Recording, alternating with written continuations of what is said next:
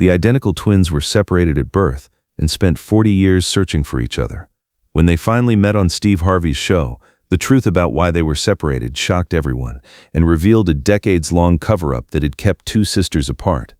It was October 2017, and Steve Harvey was filming an episode about people who never gave up hope. Among his guests was 42-year-old Amanda Lewis from Detroit, Michigan, who had been searching for her twin sister for her entire adult life. What made Amanda's story so compelling wasn't just that she was looking for a lost sibling.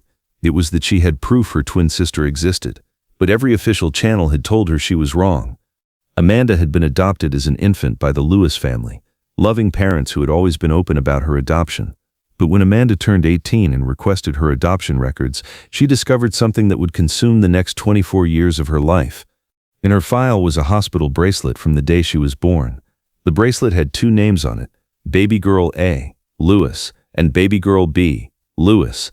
There was also a medical notation that mentioned twin delivery and separation protocol initiated. When Amanda had asked her adoption agency about the second baby, she was told it was a clerical error. Sometimes hospital staff make mistakes with paperwork. The social worker had explained, "You were a single birth, there was no twin." But Amanda knew what she had seen. For 24 years, she had hired private investigators, searched adoption databases, and even paid for DNA testing through multiple genealogy websites, hoping to find a match that would prove she had a twin sister out there somewhere. The search had cost Amanda thousands of dollars she couldn't afford. She worked as a nurse at Detroit General Hospital, and every spare penny went toward finding her sister. Her husband Mark had been supportive, but even he sometimes wondered if Amanda was chasing something that didn't exist. "Amanda," Mark would say gently, "what if the social worker was right? What if it really was just a paperwork error?" But Amanda couldn't let it go. "Mark, I've felt incomplete my entire life, like half of me was missing. I know she's out there." Meanwhile, 300 miles away in Chicago, Illinois, 42-year-old Sarah Mitchell was living a strikingly similar life. She had also been adopted as an infant and had also discovered references to a twin in her adoption records. And like Amanda, she had been told by officials that it was a mistake. Sarah worked as a nurse at Northwestern Memorial Hospital and had spent the last 20 years searching for a twin sister she was convinced existed. She had the same feeling Amanda described, that something essential was missing from her life. Both women had submitted their DNA to every genealogy website available. Both had posted on adoption reunion forums. Both had even appeared on local news stations in their respective cities, pleading for information about their missing twin. But what neither woman knew was that they had been deliberately separated as part of a now illegal adoption practice from the 1970s, where agencies would sometimes split twins to increase their adoption fees and meet the high demand for infants. The truth might have stayed buried forever, if not for a retired social worker named Margaret Chen, who had worked at the St. Mary's Children's Home in Cleveland, the agency that had handled both adoptions. Margaret had carried guilt about the twin separations for 40 years. Now 78 years old and facing her own mortality, she had decided to come forward with information about dozens of twins who had been deliberately separated in the 1970s. Margaret had contacted the Steve Harvey Show because she had seen Sarah's appearance on Chicago News and recognized the name from her old files. "I have information about Sarah Mitchell," Margaret had told Steve's producers.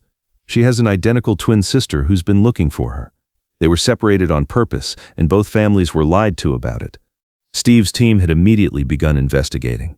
They found Amanda's story, connected the dots, and realized they had the opportunity to reunite twins who had been searching for each other their entire adult lives. But Steve wanted to do more than just reunite them. He wanted to expose the truth about what had been done to them and potentially hundreds of other twins. The episode was set up as an interview with Amanda about her search for her twin sister. Amanda had no idea that Sarah was backstage or that Steve's producers had already confirmed they were identical twins through DNA testing. "Amanda," Steve said as the interview began, "tell me about this search you've been on for 24 years. Amanda, composed but emotional, explained her story. She showed Steve the hospital bracelet, the adoption records, and photos of herself at various ages. "Amanda, what makes you so certain you have a twin sister?" "Steve, beyond the paperwork evidence, I've always felt like part of me was missing. I've had dreams about her my entire life. Sometimes I catch myself looking for her in crowds, even though I don't know what she looks like. What would you say to her if you could find her?" Amanda's voice broke. I would tell her that I've been looking for her my whole life, that not a day has passed, that I haven't wondered if she was okay, if she was happy, if she felt as incomplete as I do. Steve nodded sympathetically. Amanda, what if I told you that you're not crazy? What if I told you that everything you suspected was true? Amanda looked confused. What do you mean? What if I told you that there was a deliberate cover-up, that you and your twin sister were intentionally separated, and that both of your families were lied to about it? Amanda's eyes widened. Are you saying? I'm saying that your twin sister has been looking for you too. For 20 years, she's been searching adoption databases, hiring investigators, and feeling the same incomplete feeling you've described. Amanda started crying. She's real? She's really real? She's real, Amanda. And she's here. Here? What do you mean here? Steve stood up. Amanda, your identical twin sister Sarah is backstage right now. She flew here from Chicago because she's been searching for you, just as desperately as you've been searching for her. Amanda covered her mouth with her hands, sobbing, oh my God, this isn't real. It's real, Amanda. Sarah, come on out here. What happened next was something the audience would never forget. Sarah Mitchell walked out from backstage, and the resemblance was so striking that several audience members gasped audibly. The twins were absolutely identical. Same height, same build, same facial features. They had even unknowingly chosen similar hairstyles and were wearing nearly identical outfits, both in navy blue dresses with similar jewelry. Amanda stood up from the couch, staring at Sarah in complete shock. Sarah was crying before she even reached the center of the stage. Amanda, Sarah whispered. Sarah? They ran toward each other and embraced in a hug that seemed to last forever. The entire audience was on their feet, crying and applauding. When they finally separated enough to look at each other's faces, they both started laughing and crying at the same time. You're real, Amanda kept saying. You're really real. I knew you existed, Sarah said. I always knew. Steve gave them a few minutes to just be together before continuing the interview. Ladies, I have to tell you something, Steve said. We have more information about why you were separated, and it's going to make you angry. Both women sat down, still holding hands. We spoke with a retired social worker named Margaret Chen, who worked at the agency that handled your adoptions. She told us that in the 1970s, some agencies deliberately separated twins to double their fees and meet the demand for adoptable infants. Sarah's mouth fell open. They separated us on purpose? Yes, both of your adoptive families were told that you were single births. The agencies made twice as much money and could help twice as many families who wanted children. Amanda was furious. So we spent 40 years feeling incomplete, spending thousands of dollars on searches, going through emotional hell, all because some agency wanted to make more money? That's exactly right, Steve said. What was done to you was wrong, and it was later made illegal because of cases like yours. Sarah shook her head in disbelief. All those years I thought something was wrong with me. All those years I felt like half a person. Well, Steve said, you're both whole now, and there's more. He pulled out an envelope. Margaret Chen didn't just give us information about your case. She gave us a list of 47 other sets of twins who were separated by the same agency. We're going to help reunite as many of them as possible. The twins looked at each other in amazement. You mean there are others like us? Amanda asked. Dozens of them. And because of your courage in continuing to search and never giving up, you're going to help them find each other too.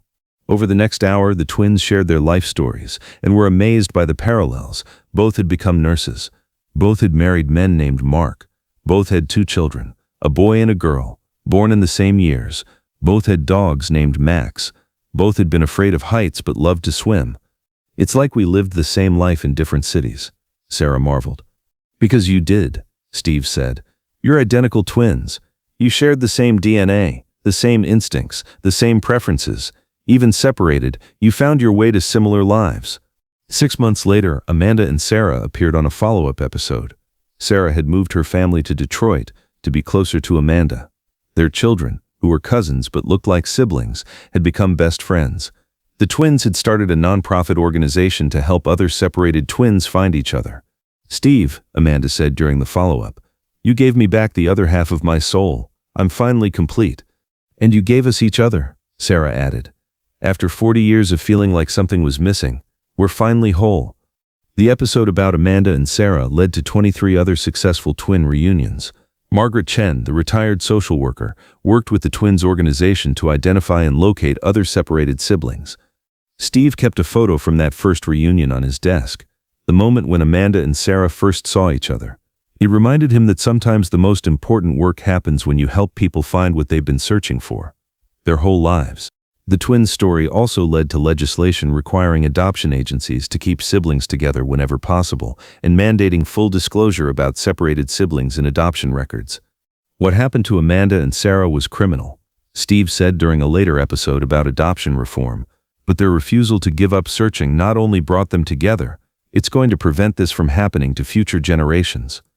Amanda and Sarah became living proof that the bonds between twins transcend time, distance, and even deliberate separation.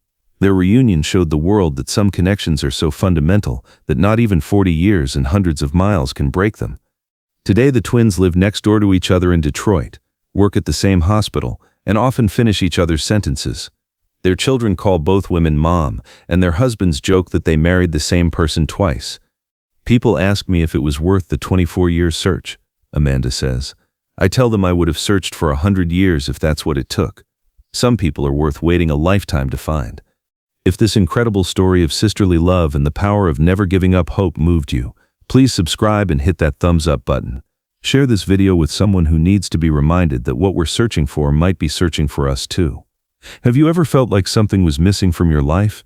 Let us know in the comments, and don't forget to ring that notification bell for more amazing stories about the connections that make us whole.